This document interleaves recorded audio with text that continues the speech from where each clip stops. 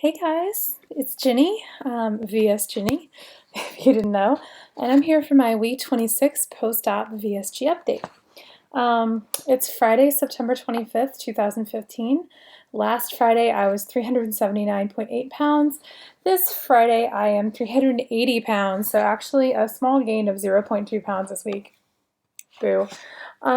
My calorie deficit for this week, mathematically, should have been enough for a 3.6 pound weight loss, but we all know what should haves get you in weight loss, right?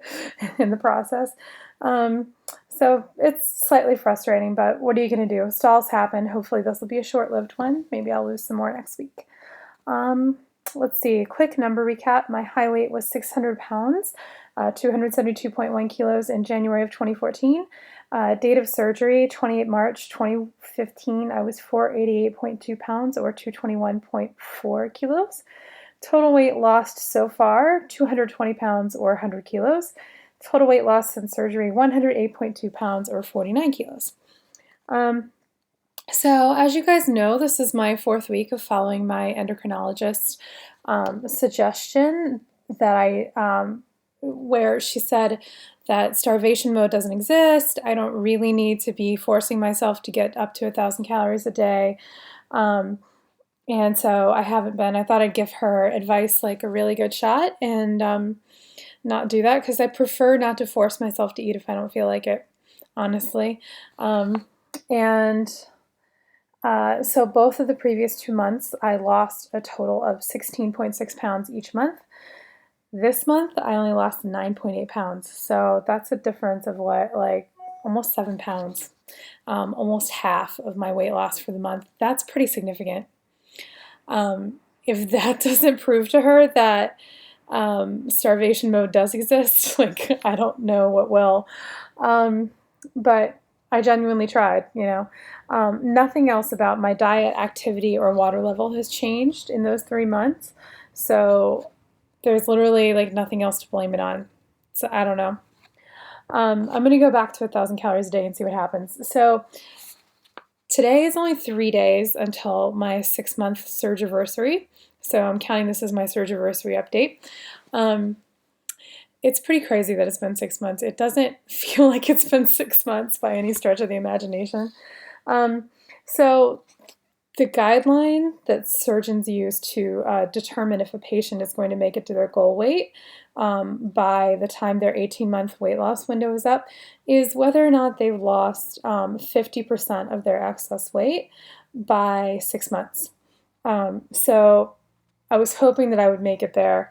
Thanks to this month and thanks to my second month out where I stalled for 4 weeks, I'm not going to make it. I made it to 45% of my excess weight loss, which is still really good.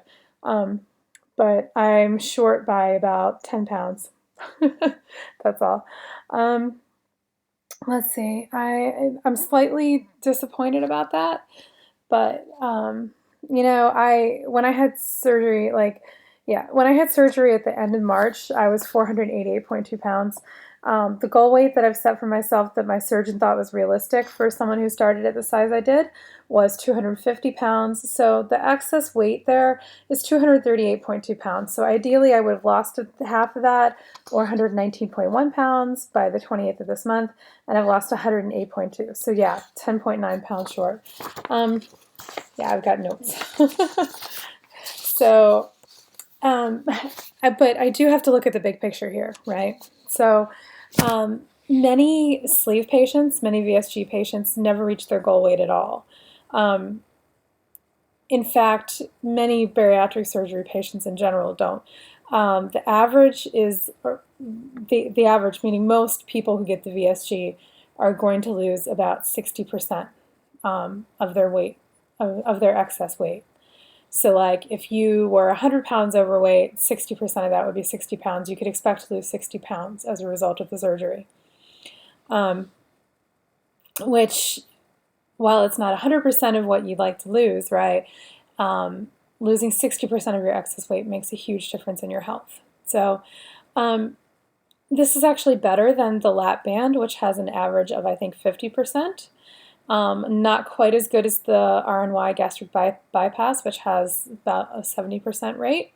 And definitely not as good as the original surgery I wanted, that was the duodenal switch, which is about 80% of your excess weight loss you can expect to lose. And with none of these surgeries does absolutely everyone keep it off. The DS has the best results for maintaining weight loss, but you know, most people maintain at least half of their excess weight loss. So yeah, so the most easy rapid weight loss for the VSG, the sleeve, generally happens in the first 6 months, which is what I've just used up, right?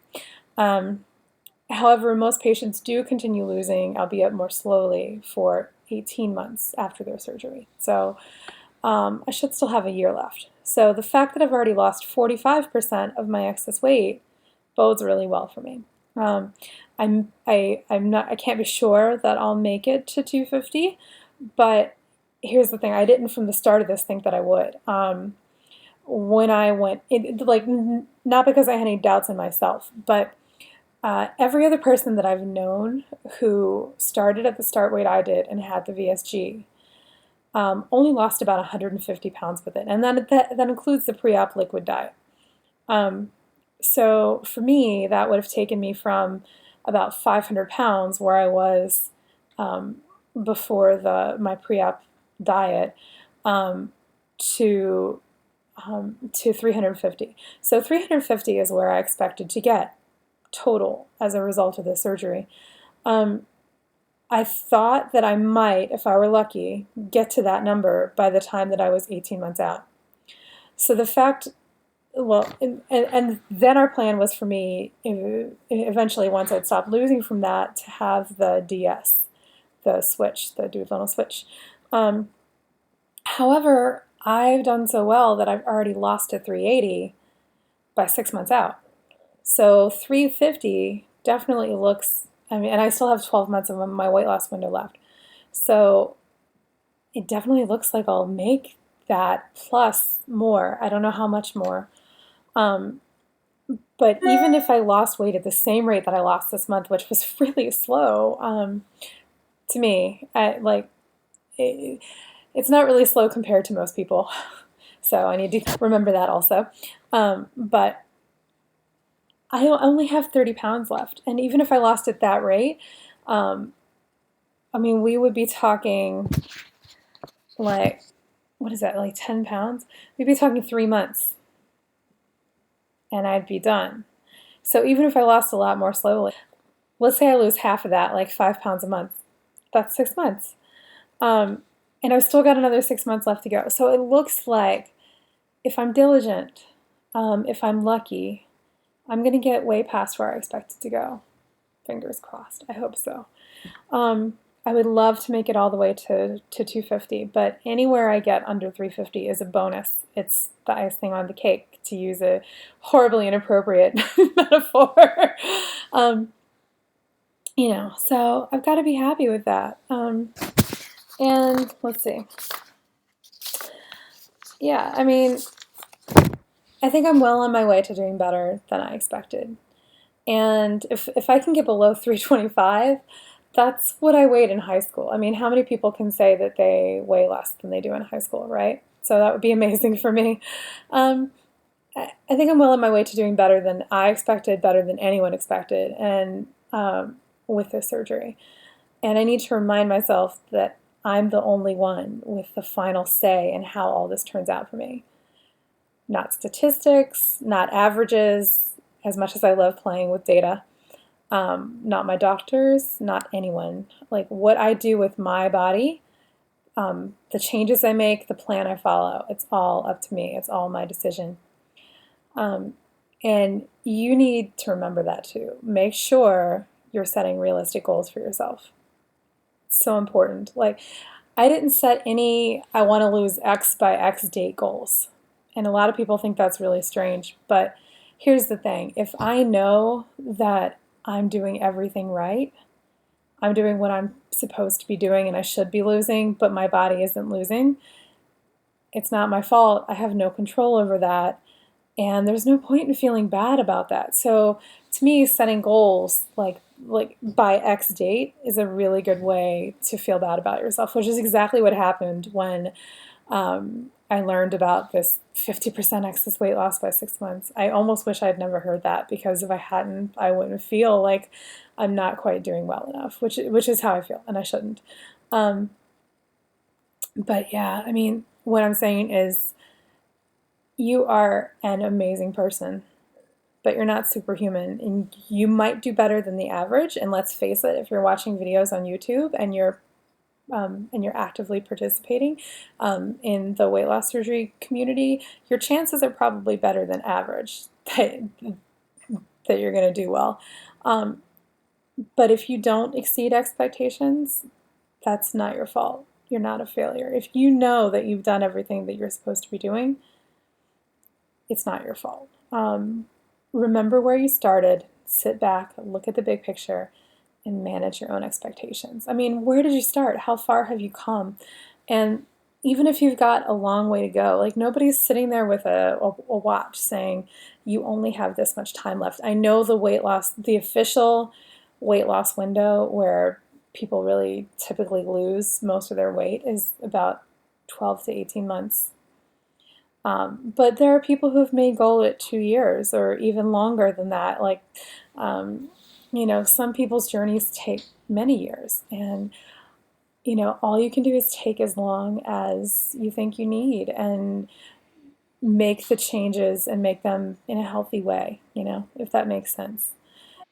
Hello again.